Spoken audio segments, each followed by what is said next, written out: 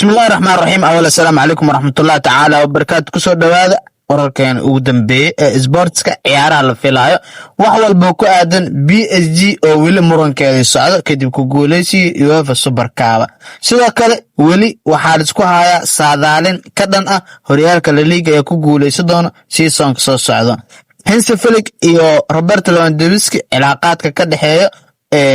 labada dhinac Bayern Munich iyo Barcelona markay isla joogeen sidoo kale Carlos Babela oo markaan war cusub ka soo kordhay Manchester United dalab xoogan u gudbi doonto sidoo kale Casemiro oo wareysi xoogan bixiyay wareysi dhinacyo badan taabanayo isaaq arintiis intee ku dambaysa Nuno Mendes oo taariikh dhigay Sancho oo markaan ka tagi doona naadiga kubadda cagta Manchester United halkoo u socda ayaa leeyahay Nottingham Forest oo suuqa waaleyso wax walba ku aadan suuqa gal iibsi waan yahay hadli doona insha Allah sidoo kale Master Horyal waa kuma xidigaas Master Horyal yaa la dhahaa xidig ku guuleysto season walba tan iyo markii laga soo bilaabo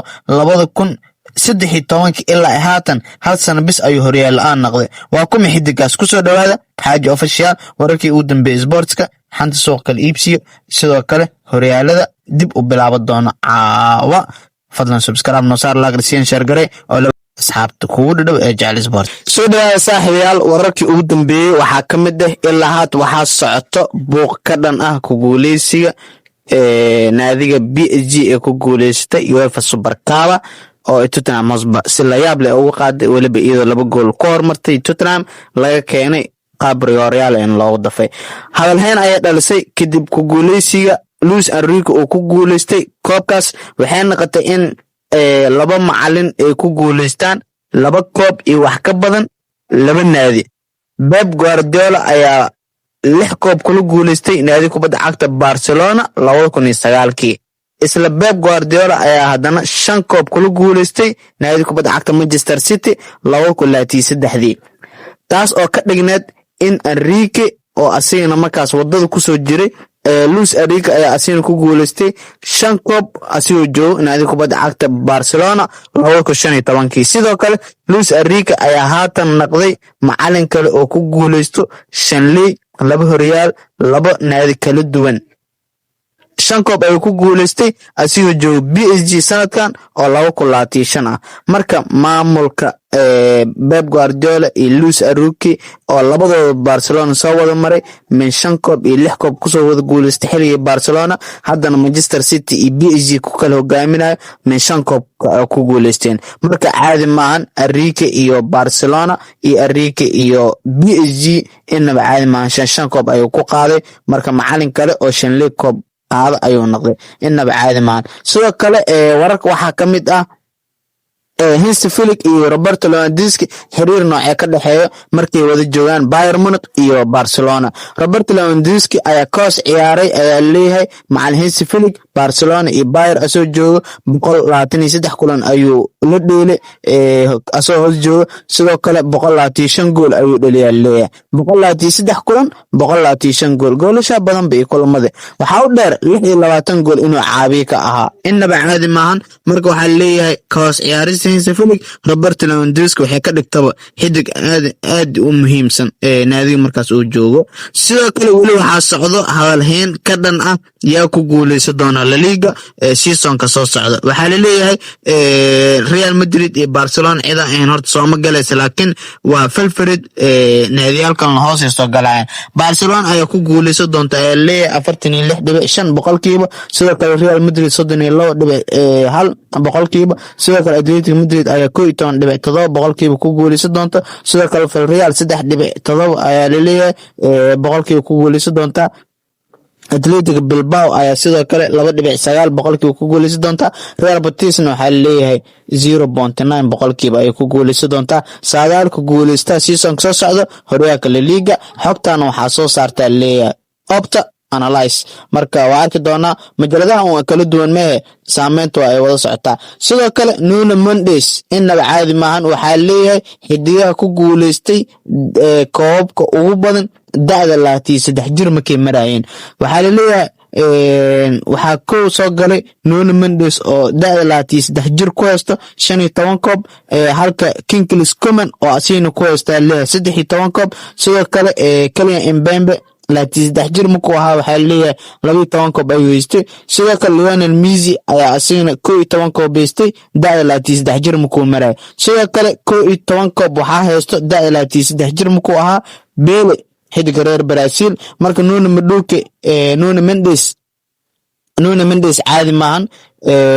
Mendes caadi maahan. ninkaas talented garabka bidix ee daafaca ka dheelo walow kulanka hadda ku dhuswaalay haddana waa guuleystaha saxda. sidoo kale waxaa boqolkiiba 80 ka badan naqatay rajada ku guuleysiga Ballon d'Or ee Ousmane Dembele. inaba caadi maahan markuu ku guuleystay 5 koob ah, sidoo kale koob dahab iyo xidiga garoon iyo wax bilad badan oo aruursaday. haatan waxaa leeyahay markaan ku guuleysiga Ballon d'Or rajadiisa aad iyo aad ay u wanaagsan tahay. sidoo kale wararka waxaa ka mid ah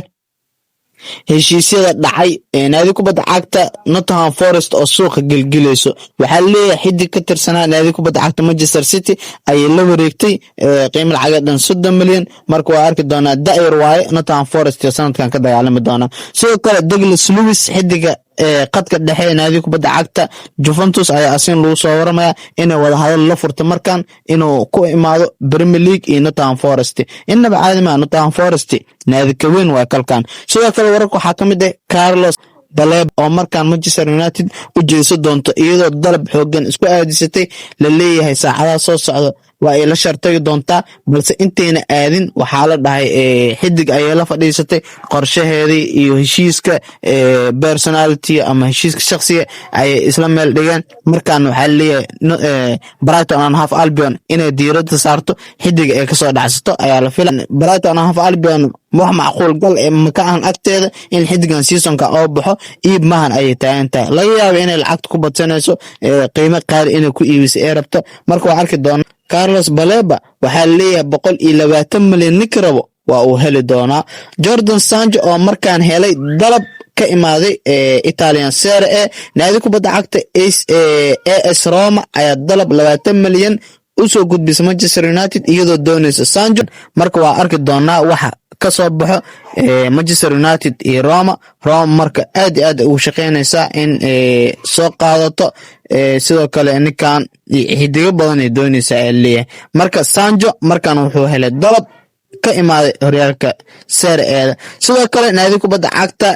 Liverpool ayaa markan war farxad leh u soo yeeray kadib Alexander Isak oo la dhahay ma ciyaari doono kulanka furitaanka Newcastle ciyaari doonto. wax walbo siiso horyaalka wareega lugta koowaad ee la ciyaari doon isbuuca koowaad round 1 waa 38 kulan. kulanka koowaad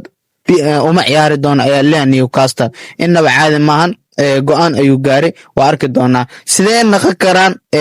weerarka naadi kubadda cagta Real Madrid kadib Mastowana kusoo biiristiisa. Mastowana ayaa la arkayaa mustaqbalka dhow inuu anfici doono Real Madrid. waa 18 jir, Vinicius Junior oo 20 jir, Enrique oo 19 jir, Kylian Mbappe oo 26 jir, Rodrigo oo baxsadka ah oo asagana 24 jir ah, sidoo kale Gonzalo Garcia oo 21 jir, Brahim Diaz oo asagana sidoo kale 26 jir ah. marka waa arki doonaa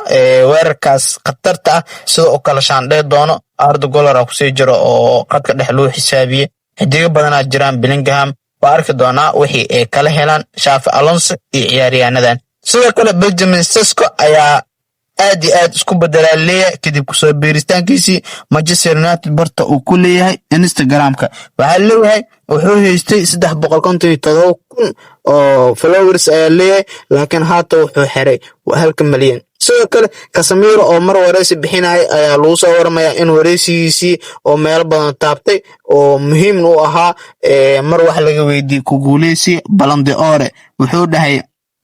macquul maahan ilaa aniga ra'yi ahaanteeda waxaan sii lahaa Mo Salah oo ku guuleystay horyaalka Premier League, sidoo kale gool dhalin, sidoo kale caawino badan sameeyay, big game player yahay, waxyaalo badan waa amaanay. marka adeeg kugu dambeysa in sportska naadigaas oo soo horjeeda cadawa nahnay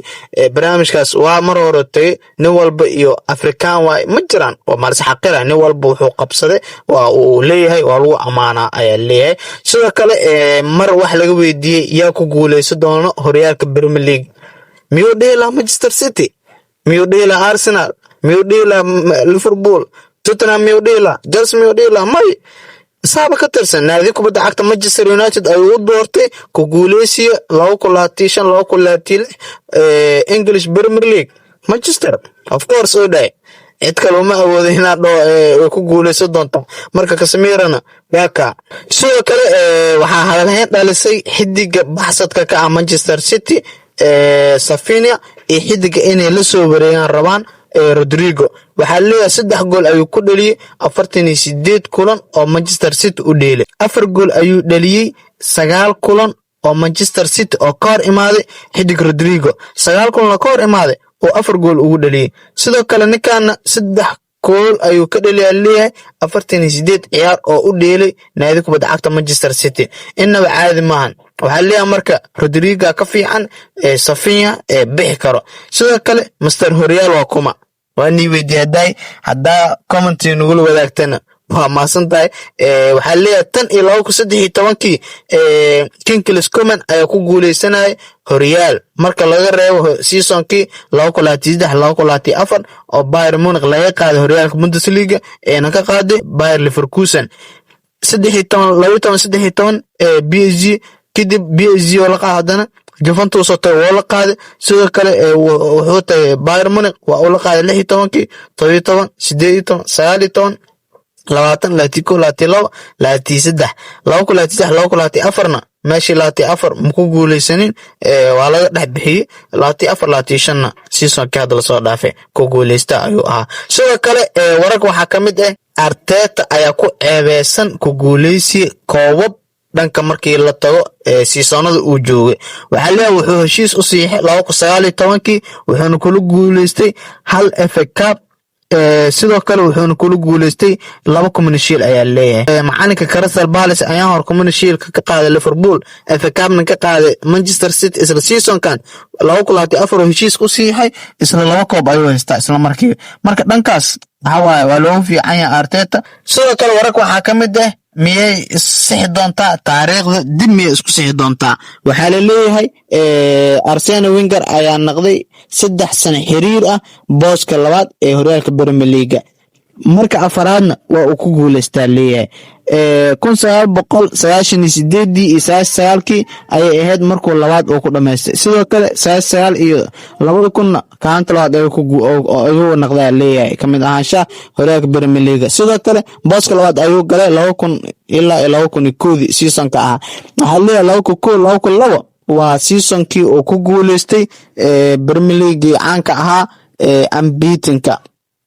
inaba caadi maahan marka waxaa leeyahay booska koowaad ayuu ku guuleystay miyuu Arteta noqon doonaa marka maxalin wadadaas oo kala raaco waxaa ogeeyeen 2023 booska labaad inuu ku dhameystay 24 booska labaad uu ku dhameystay 24 oo la soo dhaafay uu booska labaad ku dhameystay miyuu 25 noqon doonaa Championska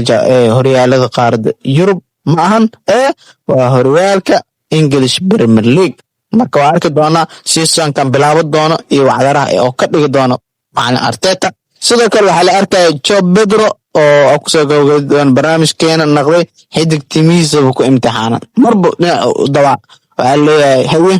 waa arki doona marka horyaalkan wuxuu ka dhigo xidig talented waay 5 kulan oo u dheelay naadi kubadda cagta Chelsea wuxuu dhaliyay 5 gool kusoo dhawaada Xaaji Official fadlan subscribe noo like noo share garay muuqaalka la wadaag asxaabta jecel soo dhawaada muuqaalka dheeraadana aniga raali gelina bye bye